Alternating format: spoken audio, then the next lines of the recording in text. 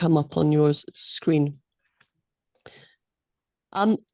So welcome to today's pop-up all about making hybrid working work. I'm Philippa Hardman. I'm one of the co-founders of GameShift, and we're delighted to see everybody this morning. And it's such a real topic, this. So it will be part conversation, part input, but really the conversation space is for Gary and us all to have a conversation together. So please do feel free. It's very informal. So please do ask questions, join in the conversation as you wish, to maximize everybody's learning and what we all get out of it. Chris, do you want to say something? Yeah, I'm just delighted that Gary's here doing this. So I've known Gary for a long time. We've even managed to meet up in person now and again. Gary has done lots of things in the profession, the HR profession, and I know him as Epic HR, but I also know him as for many years, the host of the Advent blog series that some of you will know about, and he did a brilliant job. But I think Gary's finished that one now, and is concentrating. He just writes book after book as well, and he's got this one out and another one doubtless underway. So Gary, I'm just really thrilled you're here. It couldn't be more topical. Every time I open the newspaper, there's somebody else having a pop at hybrid working. Can you guide us through it, please? Try my best. Thanks, Chris. Thanks, Philippa. Thanks everybody else for coming today. I'll share my slides and then we can start talking about this particular question. Really delighted to be here. And it is half term, so welcome to everybody who's watching the recording after half term is finished. Hope you survived half term. It's not an easy 1 February half term for people in this house anyway. But what are we here to do? Well, we're looking at this particular question, and I'll tell you a little bit more about what this question means and how we're going to work our way through the next hour and 15 minutes or so, and what input I want from you as well. I'll also tell you a bit more about me for those of you who've not come across me. But is it working? Well, it depends is the short answer to that. How do you want it to work? That's a question that we're going to ask today, get you to answer. What are the measures by which you could judge the answer to that question? It is maybe about performance, productivity, but it might be about something else. And loads of organizations, and I do mean loads, have no way of measuring whether hybrid is working or not, and they're okay with that, which is quite a strange thing for some organizations who are dead set against it or in favor of it, that loads of organizations, at least half, don't bother measuring whether it's working or not. But hybrid can work, but I reckon only if we want it to. If you leave it to chance, it is very unlikely to. But if you put the right level of effort into it, right level of intention, then it usually will. Now, there's loads of opinion about hybrid working. We'll explore some of that. But from an employee perspective, lots of people like it. And they'll tell us what they want it to be like, what they want the experience to be like. They'll also tell us when it doesn't work as well. And that helps us to understand what we need to do in organizations to make hybrid work better. One of the main problems we face, though, is that leaders, very senior leaders, usually from a very similar demographic as well, they have particular opinions about hybrid working, on-site working, and they really struggle to clearly articulate them. Very opinion-based stuff that you see in the media, very little evidence-based stuff. But that doesn't seem to make any difference when you show them the evidence. And if we mandate a certain portion of working time to be on site, well, it might sound reasonable, might sound sensible as well, but it applies a one-size-fits-all approach to work when work is nothing like that. So we need to be mindful of individual circumstances, preferences, and the nature of the work being done. And those are the kinds of things that we're going to explore today. Because hybrid is not going away, but we've got to make it work for all the different stakeholders. So that's what we're going to explore. How are we going to do that? Well, I've set a series of questions that throughout this session, I want to explore with you. And there'll be opportunities throughout the session and at the end of the session to give me your input and to ask me questions about my views on these things. Lots of my views are going to come to you anyway, so I've got bits of input before we get into each of these questions, but I'll pause at various points and take your views, your opinions, your experiences as we go through. And then at the end, we can go into more general discussion as well. But please do stop me at any point, but use the raise hand command to let me know that you're about to open your microphone. That's helpful for me and I can stop and then bring you at the right point, or throw a question into chat and then I can respond to that as well. So please do react as we go through the session. Chris gave me a very short introduction. I'll tell you a bit more about me if you've not come across me. This is me. If you've not seen me before, you want to stalk me on social media, this is the kind of stuff that I've got going on in my life. From this, you can deduce a few things. I'm a father of 4, husband of 1. I get a tiny bit of spare time. In that spare time, I run my own business and I work with organizations all over the world, helping them to make work better, which is a very broad church. But my background is in HR, L&D. I've got a quarter of a century's experience now at director level in the public, private, voluntary sector, all around the northwest of the UK. And now my work theoretically takes me all over the world. And I say theoretically because it doesn't really. The people who I work with, they're all over the world in some lovely places like Edinburgh and Winchester and Kazakhstan. But I'm usually stood here in a bedroom in my own house on a Teams call with them, which, if I'm honest with you, when I was growing up, imagining what running a global business might be like, what I thought it was going to be like. But it's the nature of the world of work that we live in. And I've done some research, some writing, some thinking all about the world of work. And I'm going to share some of that research with you today, coming to you mostly from the second of my books, Making Hybrid Working Work, which came out around about 6 weeks ago. So I'll share some of that research as we go through. So let's get into it then. Why are we still talking about it? Well, as Chris said, you don't have to open the newspapers. Actually, Chris, I can't remember the last time I physically opened a newspaper. We might be dating both you and I by doing that. Going online to find stuff on any bit of news. You don't have to go far before you find stuff on hybrid working.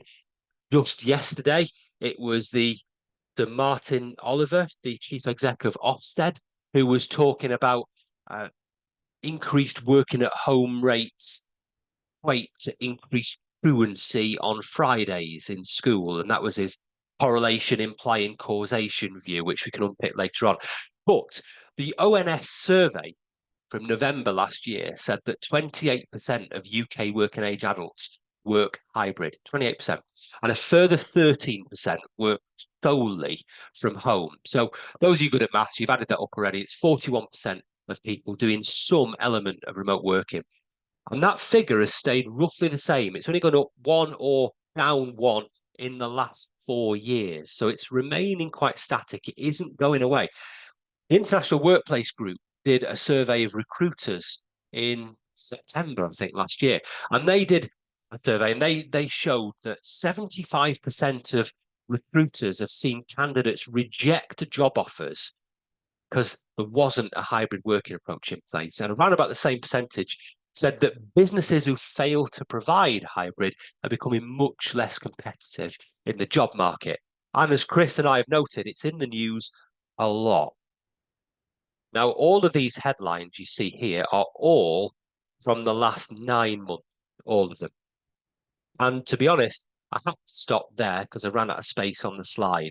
If I wanted to, I could have added more. If I'd focused just on the last week, I could have filled the slide. Not going away. What picture does this present? If you think that hybrid working is going away, then this seems to reinforce your view. But actually, this is a false set of headlines, really. When we talk about return to office, RTO, it rarely means full time. What it usually means is mandating a fixed hybrid approach, a set number of days per week on site. But it's still controversial, no matter how many days a week you go on site, it's still controversial.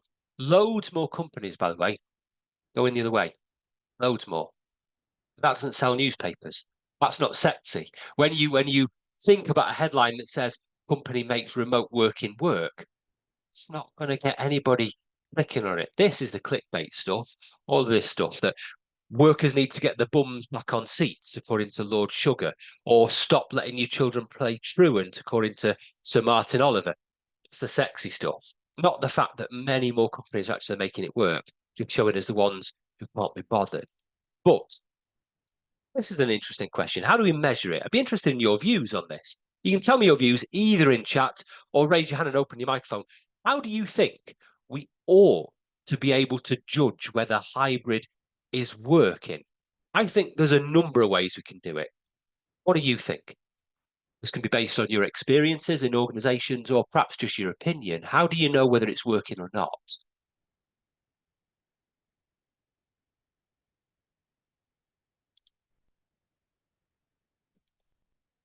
because as I mentioned before, there's at least half of the organizations that I've come across in my research that just don't bother to measure it, which tells us something that maybe we don't need to measure it. But there are plenty that do, and I can see some things starting to come through in chat now. So one thing is output, says Philippa, and that's a very common measure. Very common measure, what people are delivering. There's a slight difference in my research between outputs and outcomes, and one leads to the other. And I think if we focus more on outcomes, then that sends us in a slightly different direction than outputs do. But there's other things as well. So clearly set KPIs from Vlada, yes, whatever your KPIs might be, and that of course will differ job to job, organization to organization. So there wouldn't be a one size fits all approach there.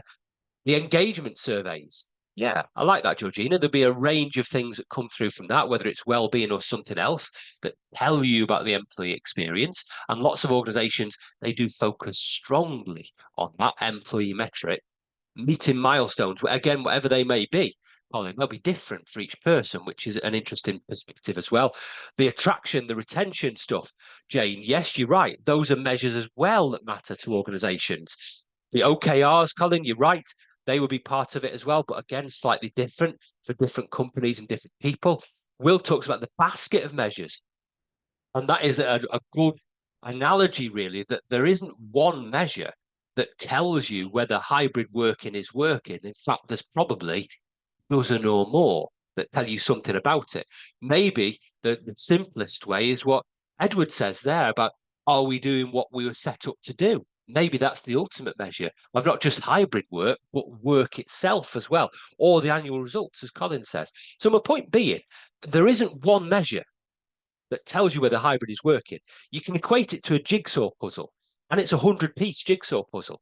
And any one of these things that you've got here, that's a piece of the jigsaw puzzle, but it's not the bigger picture. There's other pieces you need to get and put together to see whether things are working. But did we ever try to measure the effectiveness of on-site working? I don't know any company that ever did that said, okay, let's figure out whether what we're doing on site is making a difference or not. But all of a sudden, when people move away from on-site working, there's a number of companies that say, well, we need to prove that this is okay or not. But then they never proved that on-site working was okay. So they haven't got a benchmark to assess it against. And that is interesting as companies go back on site. My challenge to those companies is say, okay, let's be back on site, but show me in 6 months, show me in 12 months, is that working? Have you got some measures? And most haven't got any measures by which they're going to assess the return to office is working or not. They haven't bothered, and they're not interested either, which tells you something about why they want people back on site. There's no measurement they're looking for there. But as we move on, what even is hybrid? It's different to different people as well. This image, by the way, all my images and all my slides, they're either from my own phone or they're from stock image sites like Shutterstock and Pixabay. And if you go on those image sites, you cannot find images about hybrid working on any of them.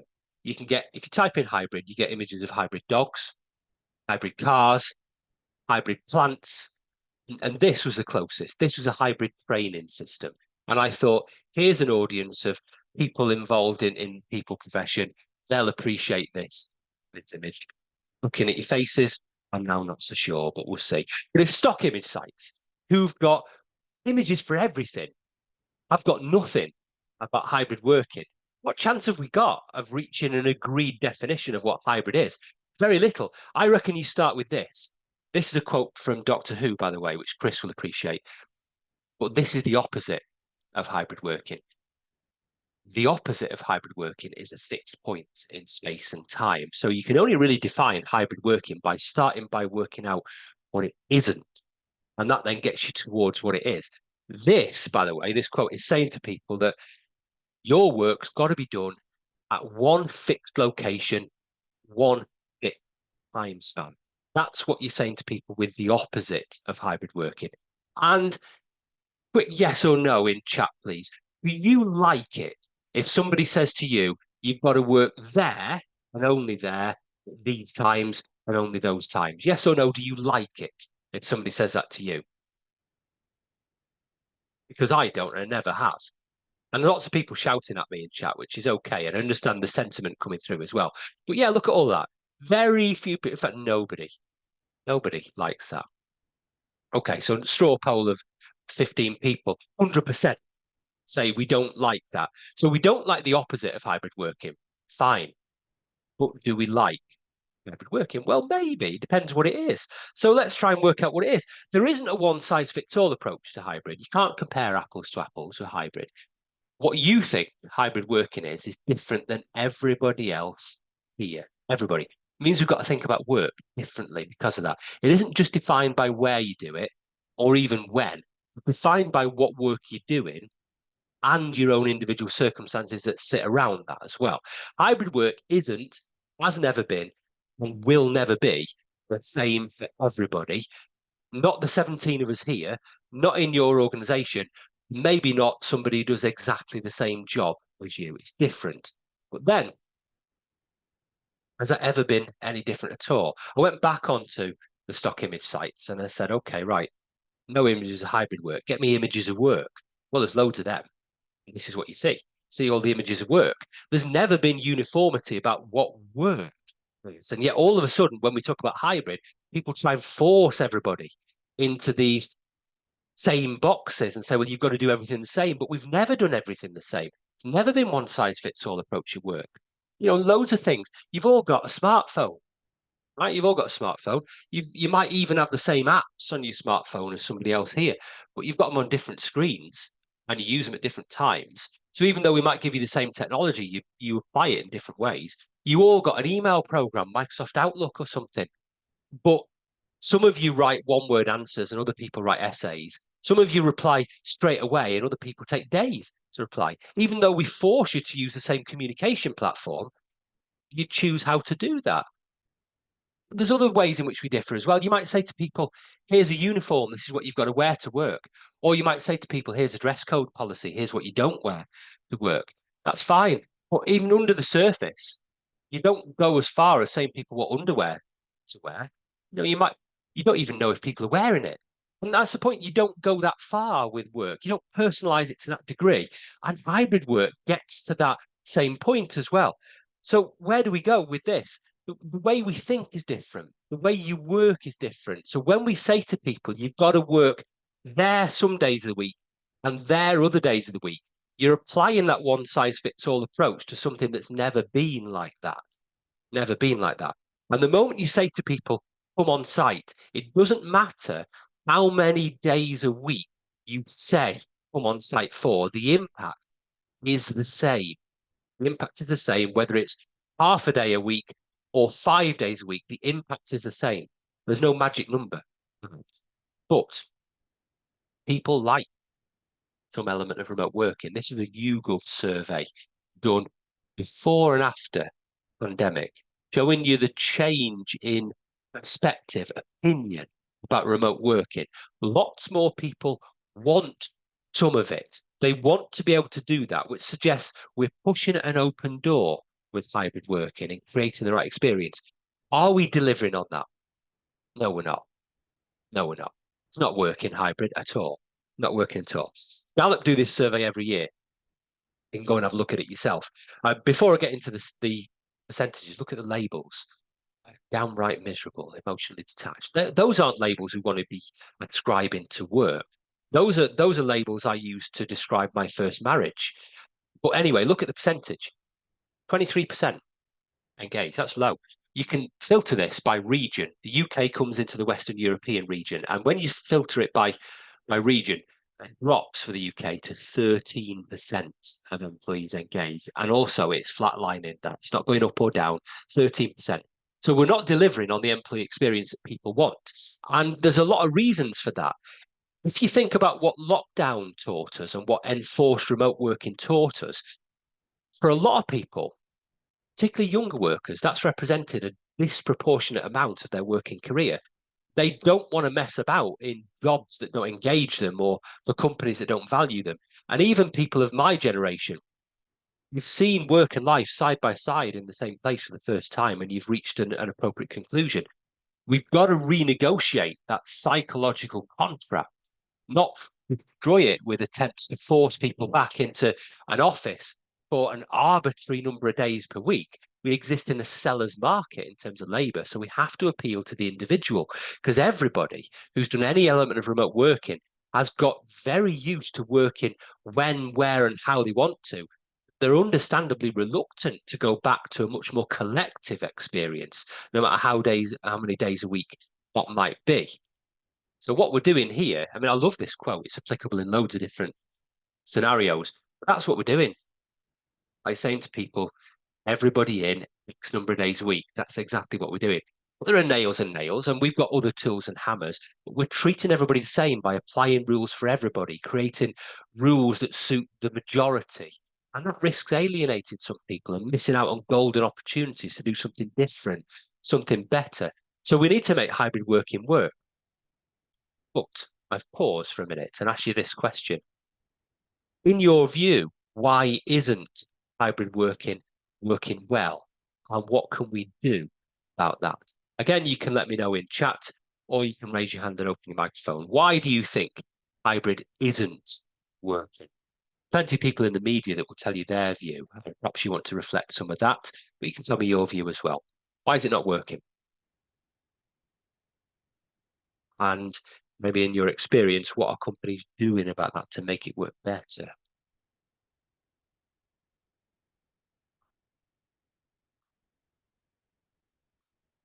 Hi, Colin. Oh, yeah. I mean, it's something you said right at the start. It's not the question you're asking, but it's almost the opposite of it. Hybrid is working. And as you say, you work globally, I work globally.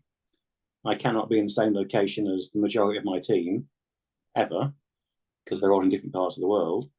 So I'm already hybrid working, even if I'm in the office. So yeah, that isn't recognised, is it? By workplace. Correct. Yeah, correct. And people with distributed work, like you and I, it's the only way you can, I think. But there's lots of other people who are not used to that. Principles of distributed work have been long established, I think, and we need to apply some of those to the more co-located teams now to help them with that. But you make a good point, Colin. Thank you for that. Other people have been saying stuff in chat as well. The sense of inequality, Georgia. Yes, that comes through loud and clear with a lot of people who I talk to, a lot of the research I do, where they say, well, these people over here doing that job, they can't do it. So why should them? The CEO of Boots made that comment as well when he brought all of Boots' head office staff back on site. He said, yeah, but the retail staff in our Boots shops, they can't work hybrid. So why should these over here?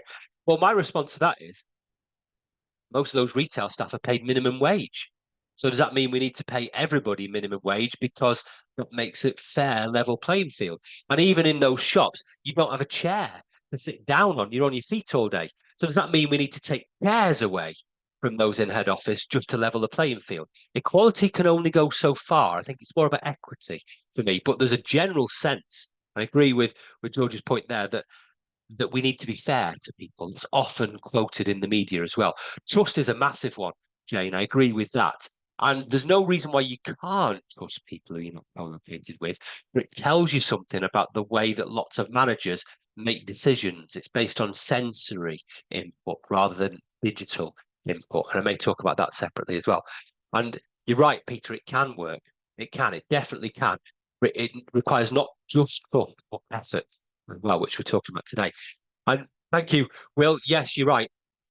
Being an employee is not working. Is that anything to do with hybrid? That's a brilliant point as well. But hybrid gets the blame for it, Will. That's the issue. Hybrid, in my view, is the lens through which you can see more clearly aspects of the whole employee experience. It's never usually the cause of such things. It's just the way you're seeing them. What people will blame hybrid working. The analogy I'll give you, if there's a window in front of me now, I can see there's a window behind Chris, there's a window near both of you. If you look at that window, what do you see? I'm looking at my garden outside. And all right, spring is coming. We've got some daffodils about to bloom, which always makes me happy. But I haven't needed to cut the grass for ages. Give it a few weeks and I probably will. If I don't get out there into my garden, then within a month, things are going to get overgrown. It's going to be weeds, the grass is going to get too long, it's going to deteriorate. Now, the window to which I'm looking is hybrid working. What I'm seeing outside my window is not my garden, but organizational culture, the employee experience. And if I stay this side of the window, I'm never going to fix that. And if I don't like what I see outside of the window, I've got two choices. I can either get out there into the garden and fix what's annoying me, fix what's frustrating me, or close the curtains, pretend that doesn't exist. And that's what people are doing when they're mandating people back on site. They're closing the curtain. They're saying that hybrid working is the cause of these problems. It's not. It's just bringing them into sharper focus for you. So great point, Will. Alan, thank you as well. Insufficient moments of connection. Yes. Now, they can be done. There's plenty of organisations that have only ever been remote. And they've got a culture. They've got moments of connection. So it can be done. It just requires a bit of conscious thought about how you do that. And I've got some examples later on, which I'll share with you as well. But there are definite ways to do that. Edward, thank you as well. It's a different working context. Yes, you can't. You can't have fairness. You cannot treat everybody the same because they do different jobs in different teams, in different ways. And we need to forget about fairness, in my view, forget about equality, but be more inclusive and focus on equity and treating everybody as individuals rather than trying to treat everybody the same. But it's a very commonly cited criticism of hybrid working that you can't do it for everybody. Well, I reckon you can. I'll share with you a controversial quote a bit later on that I don't think there's any job that couldn't be hybrid. Before you come at me, wait. I'll unpick that for you later on. People do take advantage. Ladder, yeah, I think some people probably do as well. And you do need to understand teams better. Managers definitely do. A lot of my work is helping managers become to managers in a remote and hybrid setting. So I agree with you on that one as well. And Catherine makes a similar point as well. There is a general dearth of those kinds of skills. It's different skills, Catherine, which I think the point is you're making. So I agree with that. But what happens then when we bring people back on site? Well, the image there on the right-hand side is deliberate, because there's a homogenous nature of the people you see on that, who are much more likely to be able to comply with return to office mandates. And that means that everybody who doesn't look like those people really struggles with that. The International Workplace Group said 67% of recruiters have seen a rise in candidates searching for jobs after a return to office mandate. They also surveyed 1,000 white-collar workers who commute every day, and they found that nearly half of them are actively seeking jobs that don't require them to go in every day. And 21% of them who do go in every day are reporting daily burnout. Daily burnout. Social Science Research Network in November last year tracked 3 million finance and tech workers' employment histories on LinkedIn. And they found that after RTO mandate, the firms who'd done that suffered abnormally high employee turnover and even more pronounced in certain demographics: women, senior staff, and those with advanced skills. Those firms also took longer to fill vacancies and had harder to fill vacancies as a result of that. So it doesn't tend to work really well. I went on the stock image sites and I asked for images of grumpy people at work. Can't find them.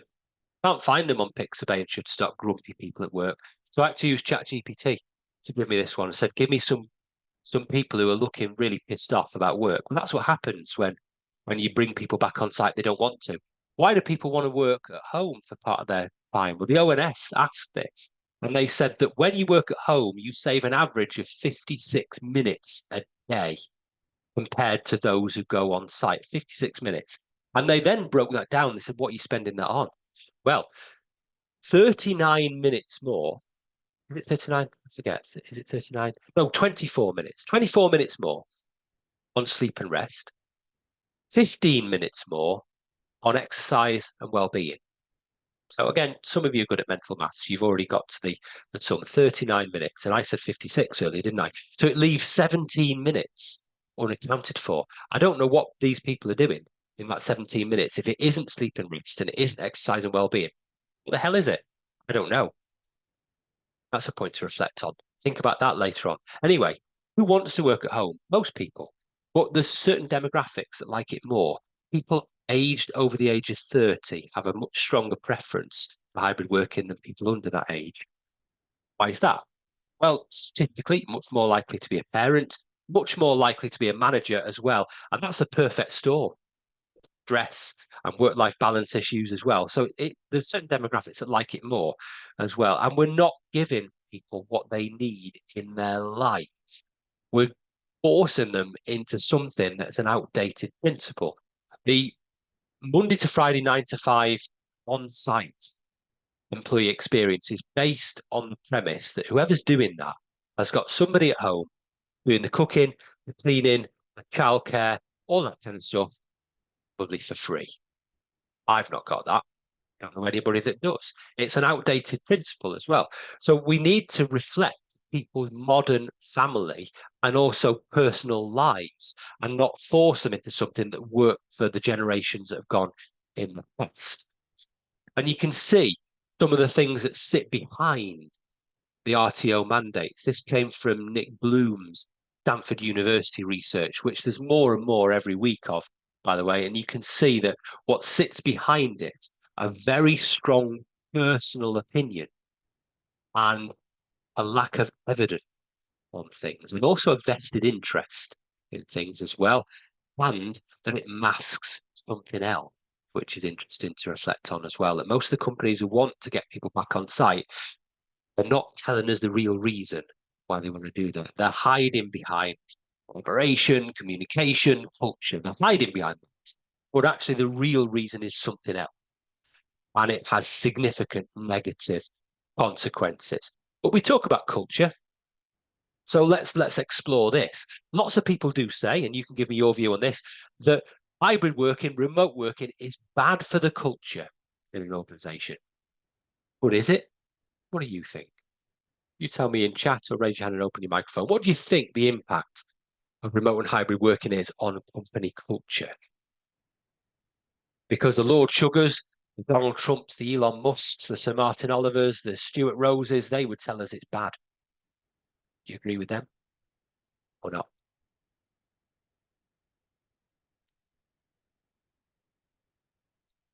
I've just noticed Helen's comment in chat as well. It takes me a few more minutes than 2 to put my makeup on, Helen, but you're doing well if you do it with 2 minutes. So does it lead to cultural deterioration, do you reckon, working remotely? I said before that there's plenty of companies, and you'll know them, that have only ever worked remotely. They've got a culture.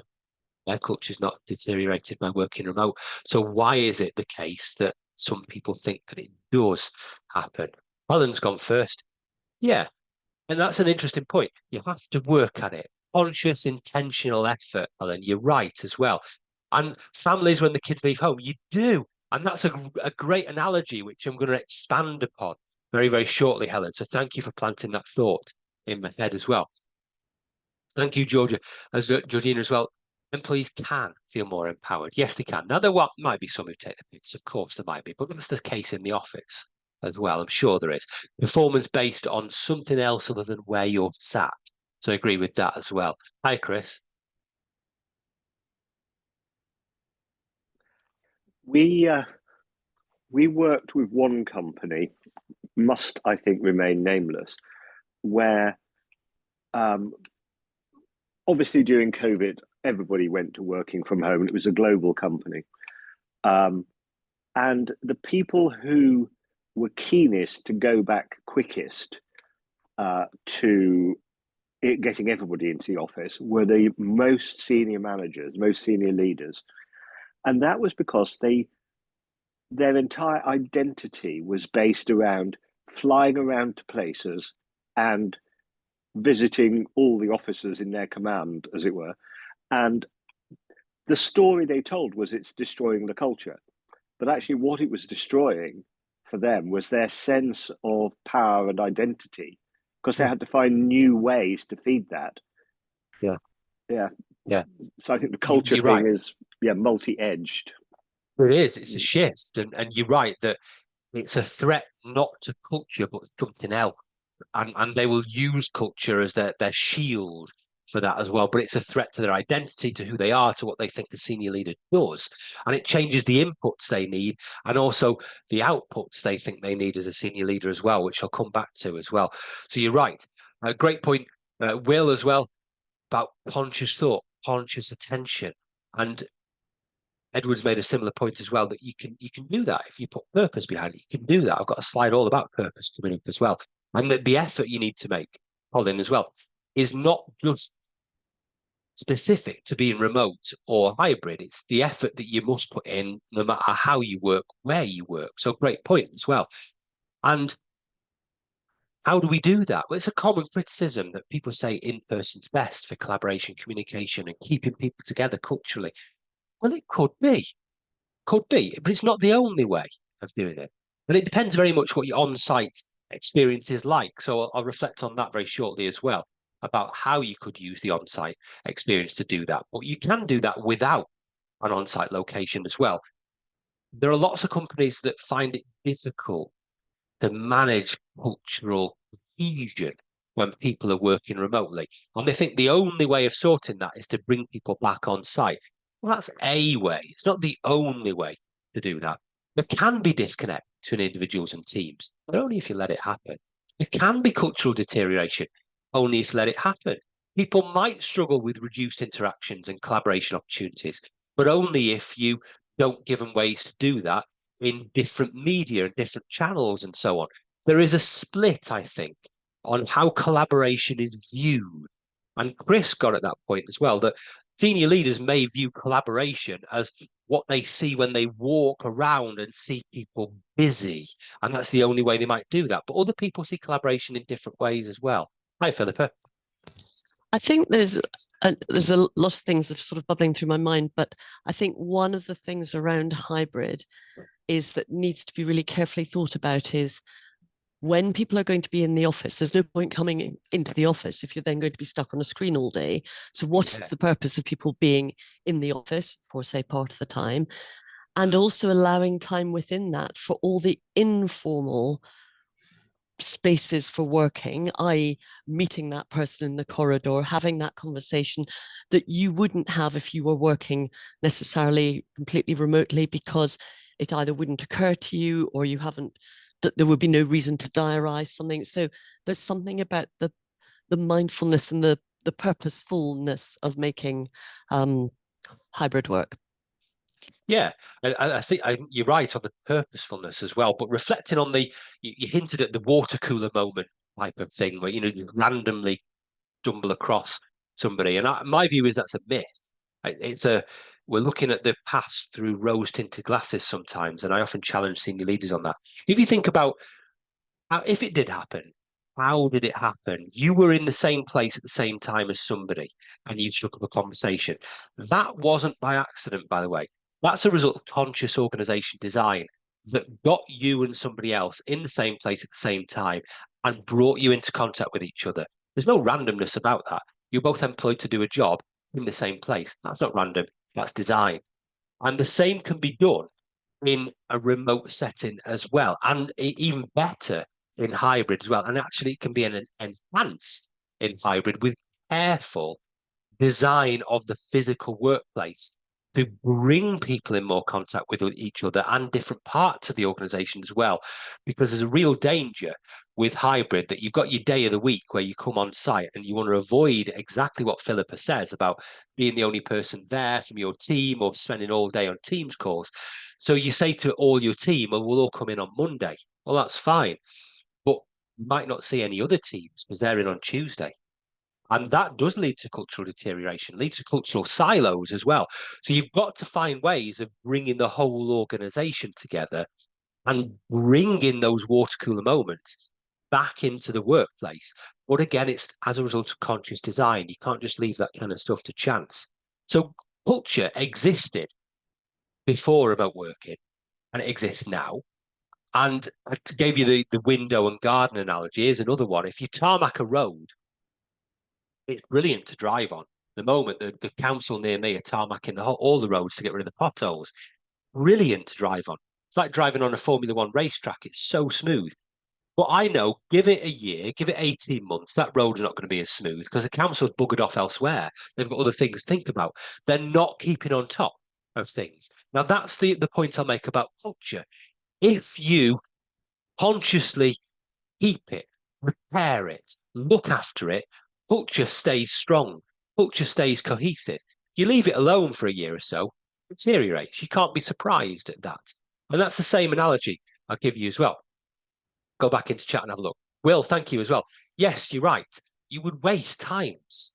And you probably still would if you left these things to chance. Will, I agree. There's a lot of wasted time. And do we understand what productive time is on site? Probably it's a different measure for different people, I think, Will, which is interesting. Helen, yes, you will. Yes, not all locations have an office. You've got to find other ways of doing it. So there's ways, and actually there's lessons from our personal life in that as well. There's an interesting quote from Chris Hurd. Now, he's very clickbaity, Chris Hurd, on remote working. And that's a good example of one of his clickbaity quotes. But I like this one because lots of the debates center around the impact that remote work has on culture. Does it deteriorate it? No, it doesn't. It reveals it, shows you where you need to focus your attention. What we've got, if you're trying to make hybrid working work, is a unique opportunity to remake and reshape organizational culture, to give it the focus and leverage that it needs and all the benefits that come from that. And whether that's remote, on-site, hybrid, doesn't matter. It just takes conscious effort, no matter what your work modality is. Hybrid working holds that mirror up to organizational culture. And left to chance, to glare from that reflection, well, it might erode culture. Probably would. But the beauty of hybrid working is that it shows you what areas need work, what areas are working well, and it exposes your blind spots as a leader as well. So it's a real good opportunity. And the point that several people have made already today is that this matters more. The relationships you have matter more than where you're doing it. So I said I would extend some of those analogies that you gave me before. You think about your close friends and family. And think about how you keep in contact with them. Well, you live with some of them, but most of them you don't live with. And most of them you don't see every day. Some of them you go weeks, sometimes months without seeing. It doesn't mean you're not in contact with them, because you are. You're on WhatsApp. You've got group chats. You see what they post on Facebook. You're on Messenger. You've got all ways of keeping in contact with each other. And you do it unconsciously without thinking about it. The occasional GIF, the occasional meme, the occasional emoji. There's people in your social circle you can communicate entirely with using GIFs and still know exactly what's going on for them and vice versa. Now, you do get together with your close friends from time to time and your family as well for dedicated special occasions, Christmas, birthdays, weddings, planned nights out. The thing that links all of those is two things. One, purpose. The other is the planned nature of it. They're not left to chance. You don't just turn up at your local social club and hope that all your family are there for a wedding. It doesn't work like that. You don't just go out on New Year's Eve and hope you bump into your friends. It doesn't work like that. You plan it. You communicate. You say, let's all go out for this particular purpose. Let's work together to make it a really good night out. And then when you all turn up, you have an amazing time because you've all put effort into planning it and doing it. And you all know why you're there. You all know how long you've got to be there. You all know what you're broadly going to be doing on that evening. And it goes fantastically well. And then you might not see each other for months after that, because you maintain those relationships almost entirely through a device in the palm of your hand. Now, we tend to forget that the minute we get to work. The fact that we've got these skills and this mindset that we are brilliant at in our personal life, the minute we get through the factory gates, we forget that. And we think, well, we can only do it on a laptop. We can only do it on Microsoft Outlook. Let's stop communicating the way we do in the outside world. If you've watched Severance, that's the kind of thing that I'm talking about here. But we can do it. Relationship building is the hardest thing to do, but the one that reaps the greatest rewards if you do it. There could be, if you leave it to chance, fewer opportunities for informal conversation, social interaction, but there doesn't have to be. It doesn't have to be. And you can build thriving relationships that impact everybody's productivity and loyalty and friendships and so on. Teams with thriving relationships report much higher loyalty, much higher productivity. So you've got to focus as a team leader, as a manager, on how your team relates to each other and how you relate to them. And what matters in building relationships, in my view, is proximity. And I don't mean physical proximity, I mean emotional proximity. That's what matters. The people who you are closest to are not those who are sat next to you, but those who you have the strongest emotional bond and connection to. And there's some people who you are very, very close to, and they live the other side of the world, and you've not seen them for years, or you may never see them. You've got an emotional connection. There might be things you have in common. Now, proximity can come from being physically close to people, but it can come from virtual connections and feeling close to people because you've got shared goals, shared likes, shared dislikes, shared ways of thinking, shared purpose. And if you can build that purpose, the quality communication, the team identification, can aid that emotional proximity in a team. And it doesn't entirely replicate what you get face to face. So you do need to have some face to face interaction as well, but you'll cope much better in between those times if you work on the emotional proximity for people.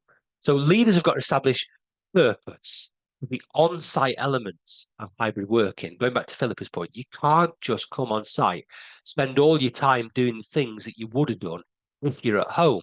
You've got to focus on in-person collaboration, socialization opportunities, other things that aren't easy to do when working remotely. You're bringing people on site, give them something that's unique to the on-site experience. And that means rethinking your physical space. Where do we do the work? What's around us when we do that, so that those things are much more naturally occurring. Those water cooler moments might come back then.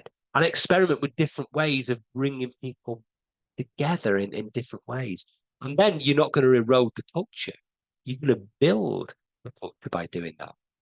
This on-site location, do we have to have an on-site location to have a culture? Well, there's a picture. That's Lincoln Cathedral, by the way. It's a really nice cathedral. But if you don't go to the church, does that mean you're not religious? Does the building embody the religion? No, I think religion's inside you. It's in your heart. It's not the only place that you can worship if you don't go to a physical building. You're not any less of a believer or follower if you don't go to church, because it's what goes on inside you. And that's my analogy for culture as well. Physical workplaces, what they do achieve is connection to a wider purpose and values of the organization, but only if they're designed to do that.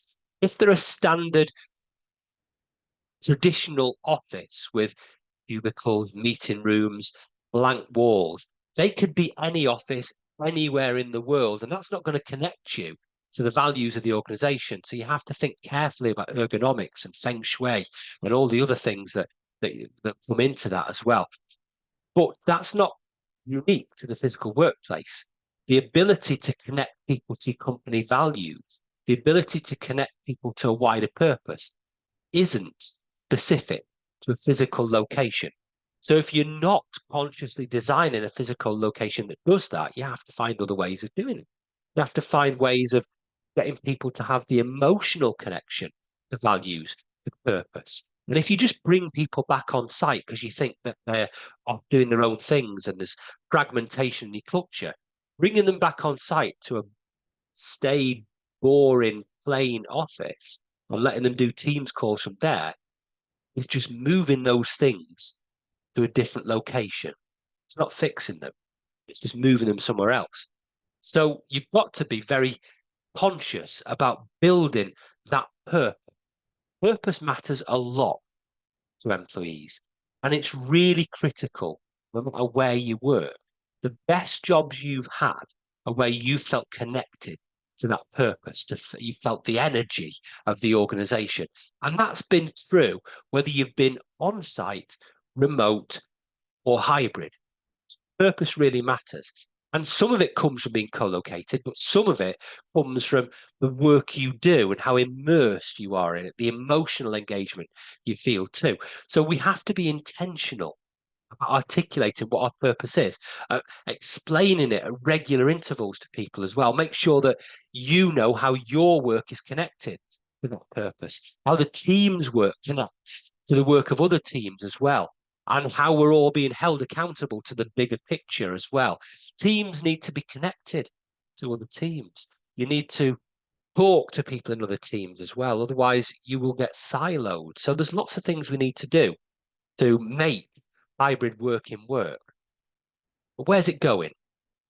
I'd be interested now in your views on this. What's the direction of travel with hybrid, either where you are or in the companies you work with? I've got my views and I'll share those with you, but you let me know either in chat or raise your hand and open your microphone. Where's all this going over the next few years?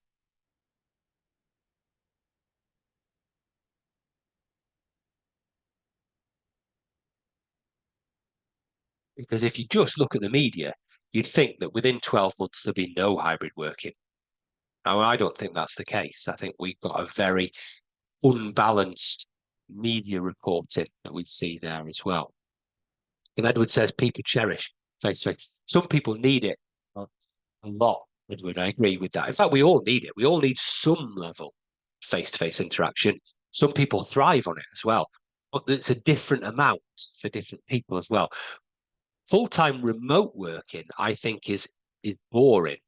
Really, really boring. It's not nice, and it has a detrimental impact on people as well, full-time remote working.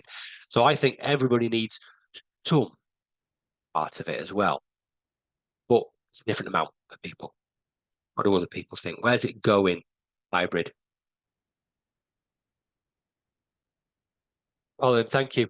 Stabilize. Yeah, trust, regardless of location. Hopefully, I agree with you, Colin. I share that hope as well. The percentage hybrid might stay the same. Certainly has done for the last 4 years, Will. Certainly has done. I think there's opportunities to make it grow. And you might think, well, there's jobs that can't be hybrid. I say there's no such thing, and I'll come on to that in a minute as well. But can we get better at it? Yeah, I think so. I think we can. And that's mostly what I do with organizations as well. Helen, thank you as well. The expensive office locations that sit behind some of the public announcements from some of these people. Lots of people who are anti-hybrid working are real estate developers, or they own property portfolios. So there's a hidden agenda sometimes as well, but it will change that, and people need to rethink what these buildings are doing, what their purpose is. But that reshapes society. There's bigger things there that hove into view for us there, Helen, I think, as well. Philippa thinks it's here to stay. I agree, but only if we're intentional. Spot on, Philippa. I agree with that one as well. Yeah, I agree with Edward as well. Georgina as well. We do need face-to-face contact. We definitely need it, but how much we need and what we do when we have face-to-face contact is interesting. Going back to the friends and family analogy that I gave you before, there's some people who you only see once a year, and you've got as strong a connection to them as people you see every day. So it shows you sometimes that physical proximity, face-to-face contact is not the only thing you need. There's other things as well. And it's finding that blend, and it'll be different for people. Hiya, Chris. Hi, I'm doing a lot in the university sector at the moment. And, I'm thinking about, well, what on earth is a university? And I suspect that a lot of the hybrid stuff depends on time scale. And I could imagine whole new forms of organization that allow for, using AR and AI and conscious design. You could get really cohesive, vibrant cultures that allow for mixing that you just can't have physically. But you won't have it tomorrow. It will. Yeah.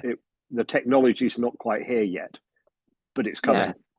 Yeah, I think you're right, Chris. I agree with that. And the point about AI and AR and VR as well, it just opens up more possibilities for us there. So I agree, it's new kinds of work as well. So where do I think it's going?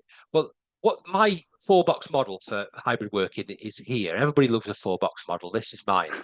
This enables you to think about the nature of the work being done. Is it fit or is it flexible on both time and location? And I use this with organizations a lot. you think about your job description or a list of tasks that you have to do, every one of them can be plotted onto this 4-box model based on whether it's fixed or flexible in terms of time and location. For example, come into this session today. We started at 8:30. It's only happening this morning. Only happening this morning. And that means it is synchronous. So it goes over to the left-hand side of this. But there's no fixed location for it. You've got choice. You are in lots of different places. You can choose where you are. So it's bottom left coming to a session like this, except for those people who are now listening to the recording, because for them, bottom right, they can be listening to the recording at any particular point. Now, they can't get the same experience, but they've got more choice of when to do it. If we were doing this face-to-face in a conference room somewhere, it would be top left. Set time, set location, no choice. Replying to your emails, well, that's a bottom right one. Nobody tells you where or when you have to do that. Some of you have been doing it while I've been talking now. Don't think I've not seen you. But you've got choice, and so on and so on. You see how it goes. And when you plot all your main tasks onto this, you see the balance of what hybrid working is by default for you. You can then extend it to your team. You can then extend it to your whole organization. But what you're building then is a bottom-up hybrid approach rather than a top-down hybrid approach. And it tends to work much, much better if you do it that way round, because it reflects individual circumstances and the nature of the work that's being done. And on-site working is the top 2 boxes. On-site working is there. So if you say to people, I want you on site 3 days a week, 60%. What you're saying to people is 60% of your tasks have to naturally fit into the top 2 boxes for that to work. And maybe just by sheer fluke, they do.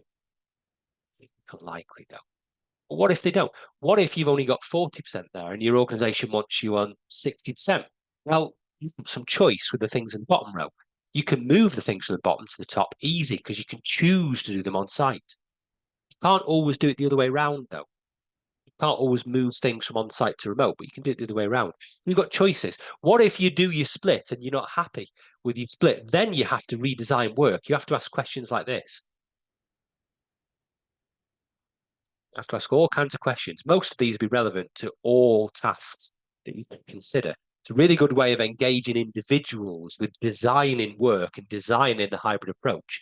Now, there's more questions than this, by the way.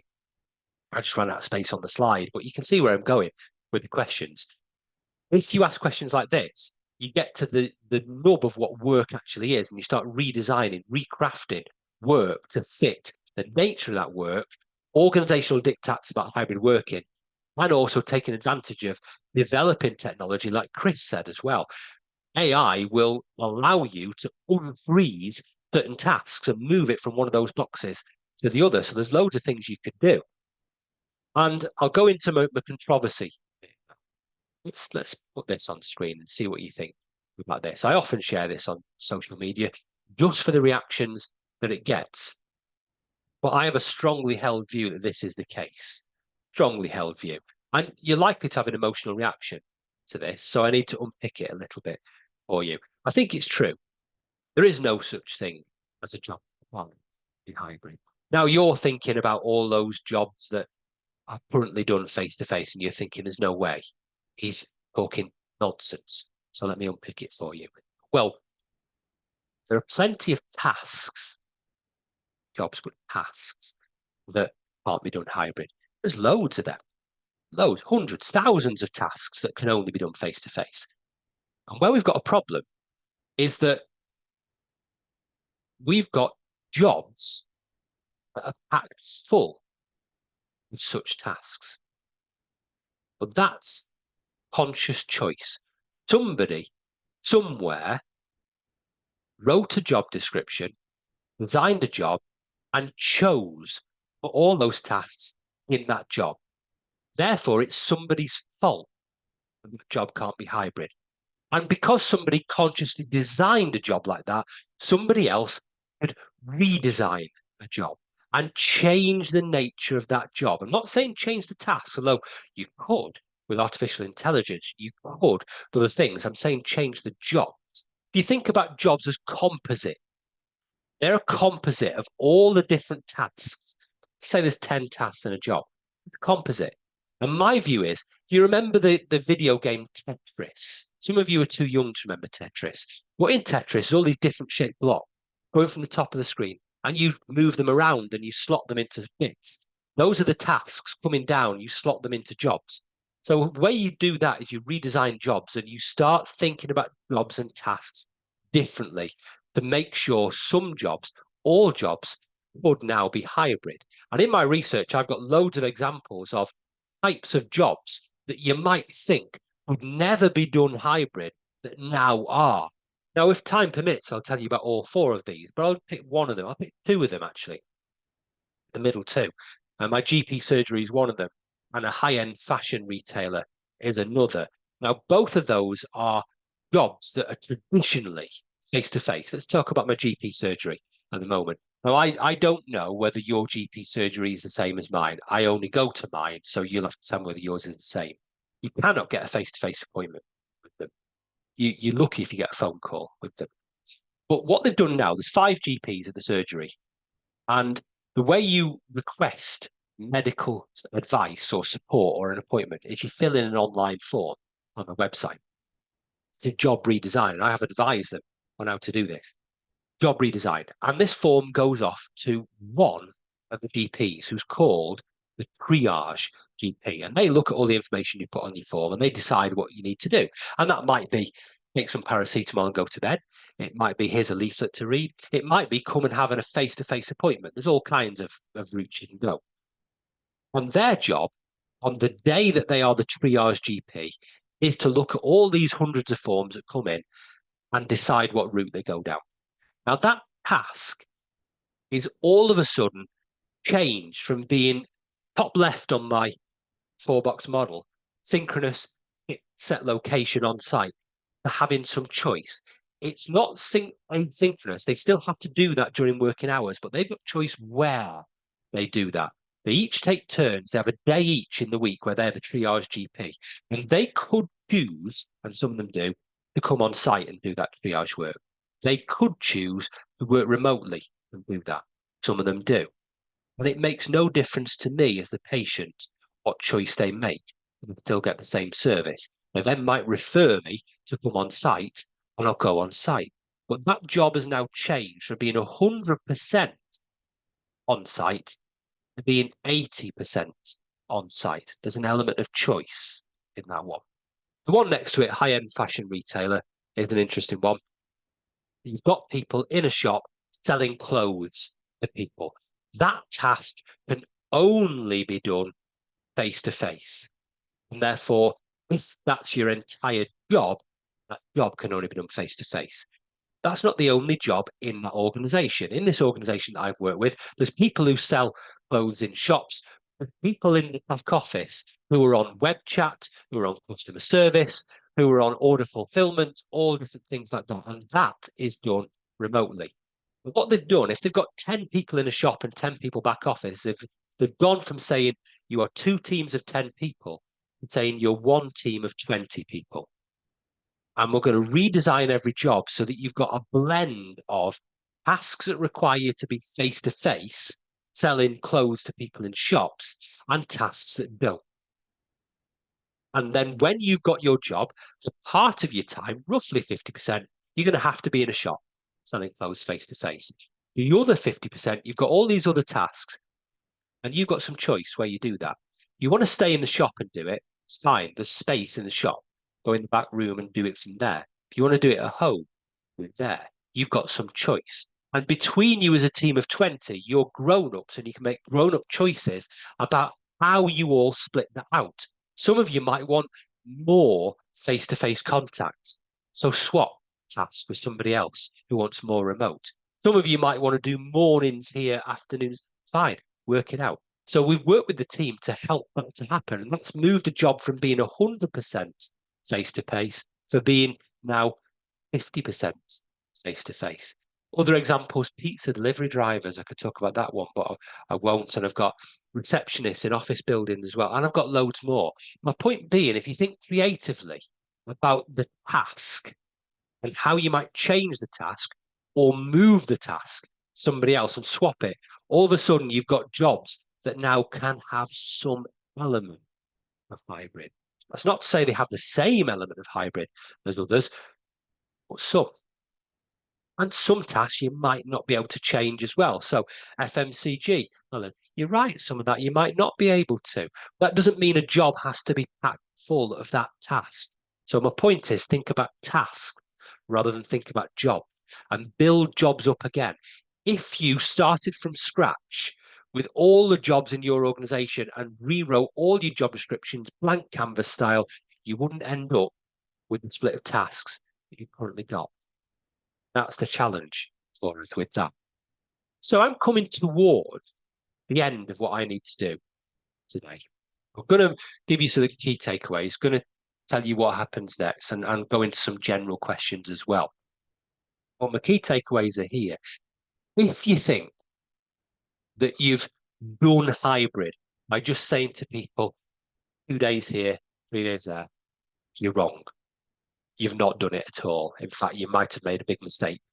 Hybrid means different things to different people, even if they do the same job.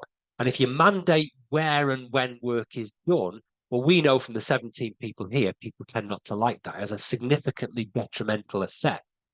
All jobs could include some flexibility on time and location, but that requires creative thinking, conscious effort, and multi-job redesign. It's the whole organizational system that comes into play there. And hybrid doesn't kill culture, it reveals it. So those are my key takeaways from my session today. But what now? What now? Well, can take reactions, comments, questions. If you've got views on things that we've shared today, please throw them into chat or raise your hand and open your microphone. Alternatively, if you've got questions that we haven't covered today, then we can do that too. So general discussion now about hybrid, direction of travel, anything that's going through your mind.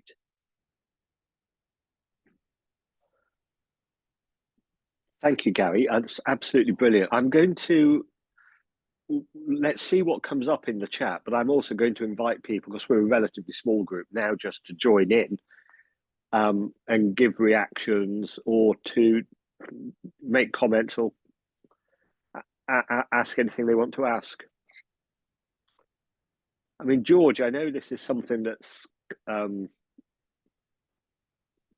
that you think about a lot. I mean, what have you noticed today, and what matches your experience? Or well, I think it's been a fascinating session, Gary. So thank you. Lots of food for thought there. And I think it's so much of it just comes down to that sort of sense of perceived fairness, really. And I think, it is about what one team's doing versus another, and certainly what one leader deems appropriate versus another. So there's something about kind of, joining up our back to that purpose, but joining up, what do we want for the employee experience here, and having that kind of open leadership conversation about what is the culture we want to create, and therefore what enables that, and then we all sign up to it.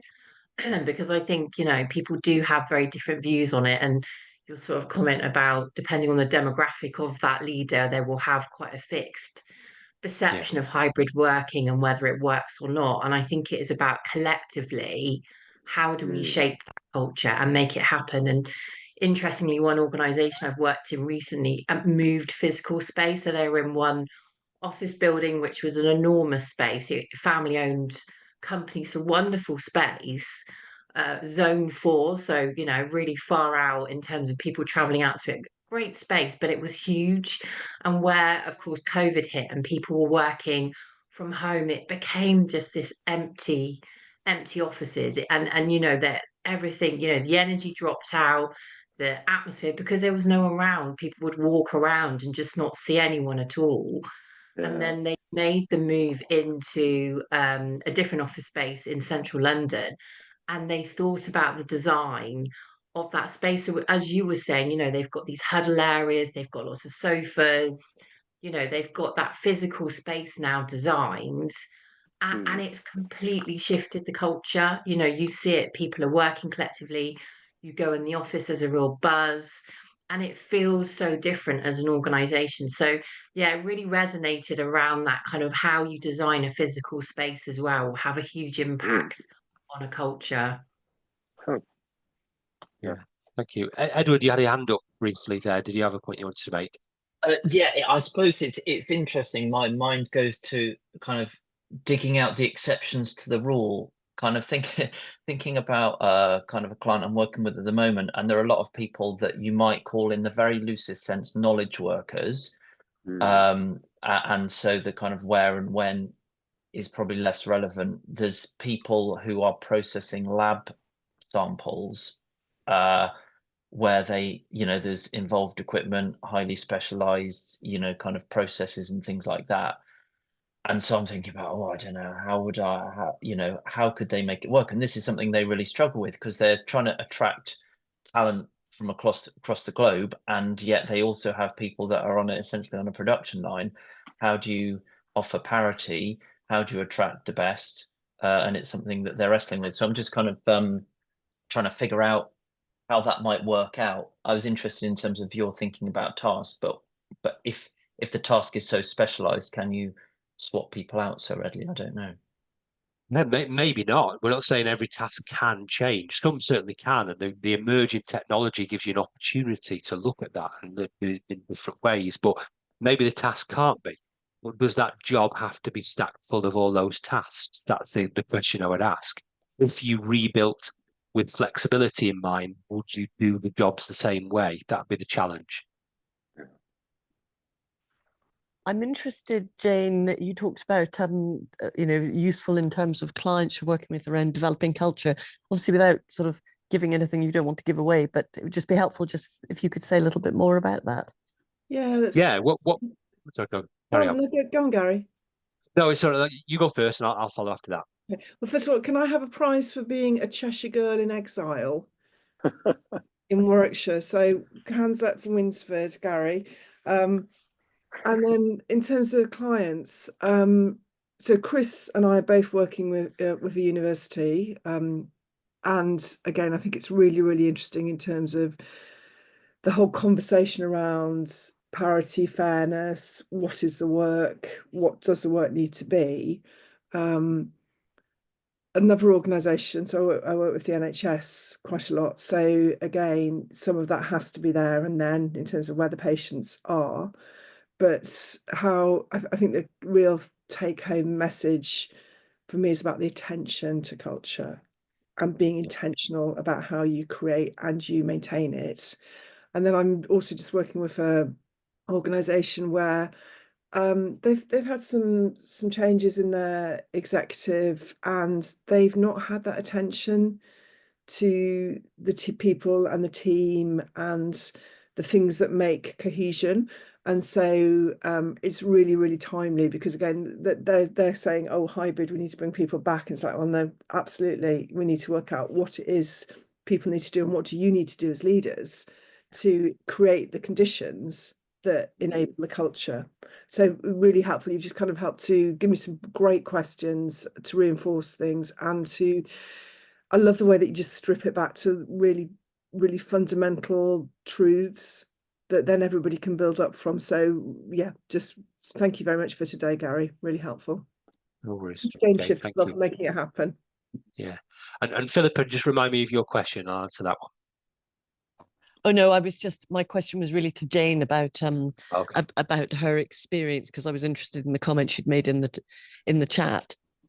Okay. And I think for me, the thing that's coming across very strongly is the intentionality of everything, that you need to be intentional about it. It takes just as much work as everything takes that work and linked to the purpose of why you're doing it. Yeah, agreed. Yeah. Folks, I've got half an eye on the time. We're coming into the last 10 minutes now, so maybe one or two more questions, and then we'll invite Gary to draw it to a close. While people are thinking, Gary, I've said just how much is possible reminds me of my daughter is a palliative care nurse, and because of an enlightened boss at a house move, she actually does all her palliative care work online. And you think you'd think you can't do that, but actually there are huge numbers of tasks that palliative care nurses do that can be done online, and there's some things they can do online that supports district nurses who do the hands-on. Yeah, it just takes some thought, that's all. Yeah. I think Catherine is either clapping or got a hand up. I'm not sure which. I know it's gone. Let's assume it was a clap, because that Catherine, makes me feel better. hello, Catherine. Hi, I was clapping. So Right. yeah, I come from a health background, currently working in public health, but really excellent example for your daughter being able to work remotely. As a palliative care nurse, I know some of our leads health visitors that we work with are doing that. So yeah, really, really great way forward. Really, great innovation from the NHS.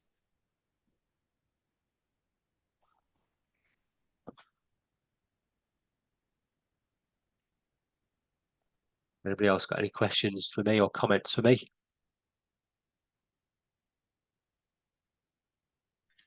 I guess just a quick one about how are you finding it's being received? Because I guess some organizations might be quite provoked by some of the things you say because of the impact on identity and this kind of thing. Yeah, often that's the case, and I do deliberately try to provoke people in organizations. So often that's intentional on my part as well. And some organizations run the other way when they see me come in, and that's okay. I don't need to work with everybody. But lots of organizations are open to the idea as well, open to the concept of making work better and not leaving that to chance as well. So lots are interested, an equal number not interested, and we'll see where those organizations end up. I think Catherine has got a hand up now. Thanks, Gary. Really great presentation. I suppose two questions, but conscious of time. So as a neurodivergent person who absolutely thrives working hybrid and only having to go in 1 day a week, so less than my colleagues, again, anything that you can do to support the evidence around about the options and of hybrid working and the flexibility and remote working for neurodivergent people, if you're going to be genuinely neuro-inclusive, yeah, that would be fantastic. Really welcomed by the neurodivergent community. And again, just wondering if you've done any work with local government. So I work in local government, and in fact, it's our members, so the councillors, who are pushing, these, again, often haven't been in paid work themselves for a long time, who are really pushing this mandate to get, to change our current sort of hybrid model and get people in more days in the week. Yes, is a short answer to that. Yes, I've done work with several local authorities, and if in the book that I've been sharing some research from, 3 case studies of local authorities all doing hybrid working very, very well, and helping elected members to be more comfortable with the idea as well. So some really interesting stuff from Wealdon Council, Watford Council, and Barnet Council are all there in the book. I've also done work with central government in civil service as well, where there's a very, very strong, rigid, fixed mandate on must be 3 days a week in the office, and helping them to make it work better. So if that's what we have to do, how do we make the best of that? So lots of good stuff that's shared in the book as well. Brilliant. I'm conscious that we're now in the last 5 minutes. Gary, how has it been for you? Or this morning, or life in general? Life in general. Yeah. 6 in the morning then. Well, I'm 50 this year, Chris, so I'm really conscious of life in general and so on. But this morning's been really good. Really happy to be able to share my thoughts on things as well. I always enjoy doing that.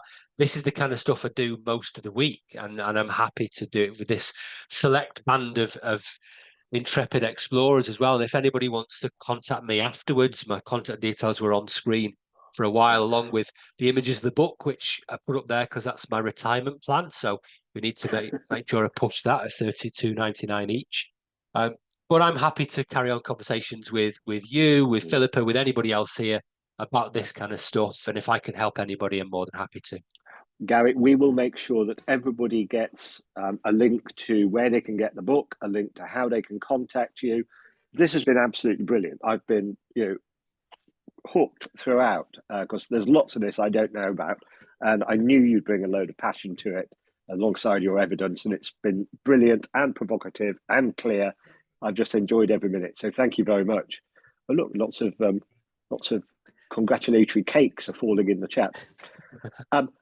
Next time we have Steve Hearson, who also has a book, No Silver Bullet. Steve is a really experienced organization consultant. He is, I think, a trustee of the Tavistock Institute, very skeptical about formalized leadership development work as it's often constructed in organizations, has some really provocative things to say and some really good explorations to offer. That is on March the 19th, Richard, is that right? I believe it is. Everybody who is registered on our list will get information and an invitation. Richard has put the details of No Silver Bullet in the chat. So it's just a couple of minutes to 10. So we'll just wish everybody well. Thank you for coming. Hope you can come again another time. And Gary, enormous thanks to you. It's been brilliant. Thank you. Well done. Thanks, Safe Gary. travels, everybody. Thanks, Gary. Nice to see you all. Thank you. Thank you.